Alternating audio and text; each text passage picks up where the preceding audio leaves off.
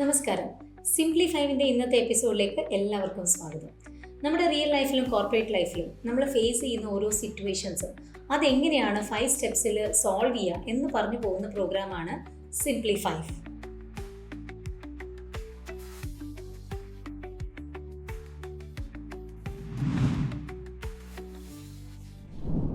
Work life balance. You should never work so much that you forget to leave. കേട്ടിട്ടില്ലേ? വളരെ important ആയിട്ടുള്ളൊരു കോട്ടാണ്. നമ്മളെപ്പോഴും ഒരിക്കലും മറന്നു പോകാൻ പാടില്ലാത്ത ഒരു കോട്ട്. നമുക്ക് ജോലി വേണം, നമ്മൾ പൈസയ്ക്ക് വേണ്ടിയിട്ടും പ്രൊഫഷണൽ സക്സസിന് വേണ്ടിയിട്ടും പേഴ്സണൽ ഹാപ്പിനെസ്സിന് വേണ്ടിയിട്ടും ഒക്കെയാണ് ആൾക്കാർ ജോലി ചെയ്യുന്നത്.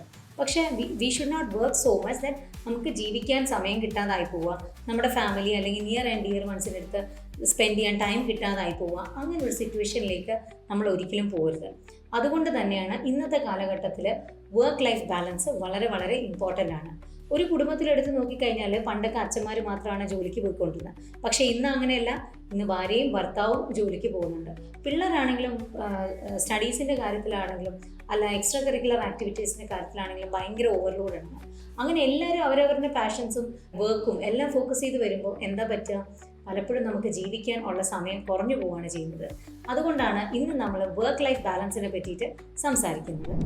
വർക്ക് ലൈഫ് ബാലൻസ് എങ്ങനെയാണ് ബ്യൂട്ടിഫുള്ളി 5 സ്റ്റെപ്സിൽ നമുക്ക് നേടാൻ സാധിക്കുക എന്നാണ് നമ്മളിപ്പോൾ ഡിസ്കസ് ചെയ്യാൻ പോകുന്നത്. ഏതൊരു കാര്യവും ബെസ്റ്റായിട്ട് ഉള്ള സമയത്തിൽ നമുക്ക് മാനേജ് ചെയ്യണം എന്നുണ്ടെങ്കിൽ നമ്മൾ ആദ്യം ചെയ്യേണ്ട സ്റ്റെപ്പ് എന്താണ്? Time management. ഏത് വർക്കിന് എത്രത്തോളം ടൈം കൊടുക്കണം, ഇത് നമ്മൾ ആദ്യം തന്നെ കണ്ടുപിടിച്ച് നമ്മളൊരു ജേർണലിംഗ് തുടങ്ങണം. അതായത് നമ്മൾക്ക് തോന്നുകയാണ് നമുക്ക് കുറേ കാര്യങ്ങൾ ചെയ്യാനുണ്ട്, പക്ഷെ നമുക്ക് 24 മണിക്കൂർ തികയുന്നില്ല എന്ന് തോന്നുകയാണ്, അല്ലെങ്കിൽ വേണ്ടാത്ത കാര്യത്തിന് വേണ്ടി കുറേ സമയം പോവുകയാണ്, എനിക്ക് വേണമെന്ന കാര്യങ്ങൾ നമുക്ക് ചെയ്യാൻ പറ്റുന്നില്ല എന്നൊക്കെ ഉള്ളതാണ് നിങ്ങളുടെ പ്രോബ്ലം എങ്കിൽ നിങ്ങൾ ആദ്യം ചെയ്യേണ്ടത് നിങ്ങളുടെ ഒരു ഡെയിലി റൂട്ടീൻ ഒന്ന് എഴുതുക. അതൊന്നെങ്കിൽ നമുക്ക് വേണമെങ്കിൽ ലാപ്ടോപ്പിലോ കമ്പ്യൂട്ടറിലോ ടൈപ്പ് ചെയ്ത് വെക്കാം, അല്ലെന്നുണ്ടെങ്കിൽ ഒരു ബുക്ക് എടുത്ത് വെച്ച് എഴുതുക. അങ്ങനെ ഒരാഴ്ച എഴുതുമ്പോൾ നമുക്ക് മനസ്സിലാവും നമ്മുടെ ടൈം എവിടെയാണ് പോകുന്നതെന്നുള്ളത്. ഈ ടൈമിനെ മാനേജ് ചെയ്ത് കഴിഞ്ഞാൽ ഏറ്റവും സക്സസ്ഫുൾ ആയിട്ട് നമുക്കൊരു ഡേ നമുക്ക് കൊണ്ടുപോകാൻ സാധിക്കും. വേറെ കുറേ ആൾക്കാർ വെറുതെ സോഷ്യൽ മീഡിയ നോക്കി പ്രത്യേകിച്ച് ഒരു ലൈഫിൽ ഒരു ഫോക്കസും ഇല്ലാതെ പോകുന്നത്. It is simply time management. So the first thing and the most important first step that you need to follow is time management. Time മാനേജ്മെൻറ്റിലേക്ക് നമ്മൾ പോകുമ്പോൾ ഞാൻ നേരത്തെ പറഞ്ഞതുപോലെ ആദ്യം നിങ്ങൾ ചെയ്യേണ്ടത് അതൊന്ന് എഴുതുക എന്നുള്ളതാണ്. അതെന്തിനാണ് എഴുതുന്നത്? നമ്മളുടെ ടൈം എങ്ങനെ നമ്മൾ സ്പെൻഡ് ചെയ്യുന്നു അതിനെപ്പറ്റി ഒരു അനാലിസിസ് നടത്താൻ വേണ്ടിയിട്ടാണ് നമ്മൾ എഴുതുന്നത്. പക്ഷേ ഓരോ കാര്യങ്ങളും നമ്മൾ എഴുതി വെച്ചെന്ന് പറഞ്ഞാൽ നമ്മുടെ ലൈഫിൽ മാറ്റം വരുമല്ലോ. അപ്പോഴാണ് നമ്മൾ സെക്കൻഡ് സ്റ്റെപ്പിലേക്ക് പോകുന്നത്. പ്രയോറിറ്റൈസ്.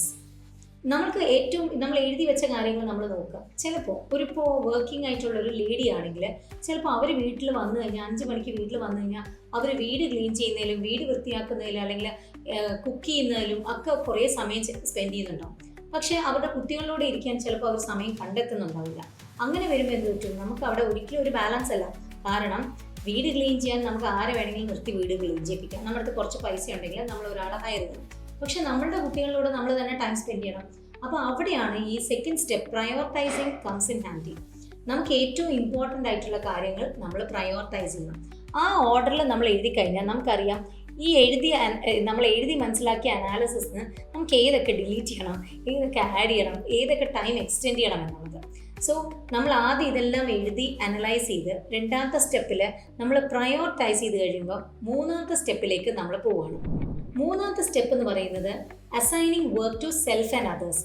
അതായത് നമ്മൾക്ക് കുറേ ജോലി കാണും. അതിപ്പോൾ ഓഫീസിലാണെങ്കിലും ഉണ്ടാവും, വീട്ടിലാണെങ്കിലും ഉണ്ടാവും. അപ്പോൾ ഈ കുറച്ച് കാര്യങ്ങളൊക്കെ നമുക്ക് മറ്റുള്ളവരെ കൊണ്ട് ചെയ്യിപ്പിക്കാൻ കഴിയുന്നതായിരിക്കും. പക്ഷെ നമ്മൾ വിചാരിക്കുന്ന നമ്മൾ തന്നെ ചെയ്താലേ അത് പെർഫെക്റ്റ് ആവുള്ളൂ എന്ന് വിചാരിക്കുകയാണെങ്കിൽ അതിനും ഒരു എളുപ്പ വഴിയുണ്ട്. ഒരാളെ കൊണ്ട് ചെയ്യിപ്പിക്കുക. അവർ ചെയ്ത് തന്നതിന് ശേഷം അതിനകത്ത് മോഡിഫിക്കേഷൻസ് മാത്രം വരുത്തിയാൽ മതി.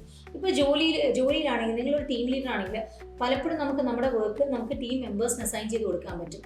അതല്ലേ എളുപ്പം. അങ്ങനെ വരുമ്പോൾ നമ്മളുടെ ടൈം ഏറ്റവും ഇമ്പോർട്ടൻ്റ് ആയിട്ടുള്ള കാര്യങ്ങൾക്ക് വേണ്ടി നമുക്ക് സ്പെൻഡ് ചെയ്യാൻ സാധിക്കും.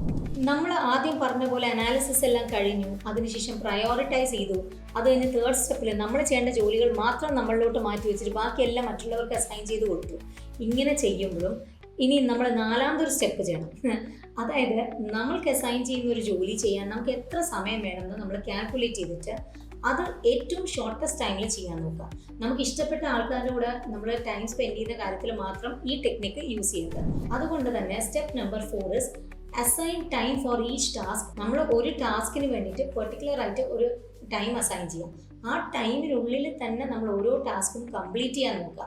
അങ്ങനെ വരുമ്പോൾ നമുക്ക് അസൈൻ ചെയ്ത ജോലികൾ ഏറ്റവും ഓപ്റ്റിമൽ ടൈമിൽ ഏറ്റവും ബ്യൂട്ടിഫുൾ ആയിട്ട് നമുക്ക് കംപ്ലീറ്റ് ചെയ്യാൻ സാധിക്കും. നമ്മൾ ഈ പറഞ്ഞ 4 സ്റ്റെപ്സും പലപ്പോഴും നമ്മൾ എഴുതി വെക്കും, അല്ലെങ്കിൽ ചിലപ്പോൾ ഇത് കേട്ടതിന് ശേഷം നിങ്ങളെല്ലാം എഴുതി വെച്ച് അനലൈസ് ചെയ്യും. അതിനുശേഷം പ്രയോറിറ്റൈസ് ചെയ്യും, ഡിവൈഡ് ചെയ്ത ആൾക്കാർക്ക് കൊടുക്കും, നമ്മൾ ചെയ്യുന്ന വർക്ക് ഏറ്റവും കുറച്ചൊക്കെ ചെയ്യും. പക്ഷേ ഇന്നത്തെ കാലഘട്ടത്തിൽ നമ്മുടെ ടൈം മാനേജ്മെൻറ്റ് എല്ലാം തകിടം മറിക്കുന്ന, നമ്മളുടെ പല റിലേഷൻഷിപ്സിനും സമയം കിട്ടാതെ വരുന്നത്, നമുക്ക് ഇഷ്ടപ്പെട്ട ആൾക്കാരെ ഒന്ന് വിളിക്കാൻ പോലും സമയമില്ല, അത്ര തിരക്കാണെന്ന് പറയുന്നതിന് ഒരു വാലിഡ് റീസൺ ഉണ്ട്. എന്താണെന്നറിയോ? ഡിജിറ്റലൈസേഷൻ. നമ്മുടെ കയ്യിലിരിക്കുന്ന മൊബൈലായിരിക്കാം, നമ്മൾ ലാപ്ടോപ്പിൽ കാണുന്ന സിനിമകളായിരിക്കാം, നെറ്റ് സീരീസ് ആയിരിക്കാം, എന്തായാലും. അതുകൊണ്ട് the most important tip is minimize digitalization. അതായത് നമുക്ക് ഫോൺ വേണ്ട സമയത്ത് മാത്രം നമ്മൾ യൂസ് ചെയ്യുക. എല്ലാ സമയത്തും നമ്മളിങ്ങനെ റീലൊക്കെ കണ്ടുകൊണ്ടിരിക്കുകയാണെങ്കിൽ, ഇപ്പോൾ അറിയാമല്ലോ, സോഷ്യൽ മീഡിയ മൊത്തം AI-ലാണ് വർക്ക് ചെയ്യുന്നത്. അറിയാതെ നമ്മളൊരു കുക്കിംഗ് വീഡിയോ കണ്ടാൽ പിന്നെ നാട്ടിലെ ആൾക്കാർ ആര് കുക്ക് ചെയ്താലും അതിൻ്റെ വീഡിയോ മൊത്തം നമ്മുടെ ഫീഡിൽ വരും. യാത്രകൾ ഇഷ്ടപ്പെടുന്നതാണെങ്കിൽ പിന്നെ പറയേണ്ട കാര്യമില്ല. എല്ലാവരും പോകുന്ന ആര് യാത്ര പോയാലും അതിൻ്റെ വീഡിയോ നമുക്ക് കിട്ടും.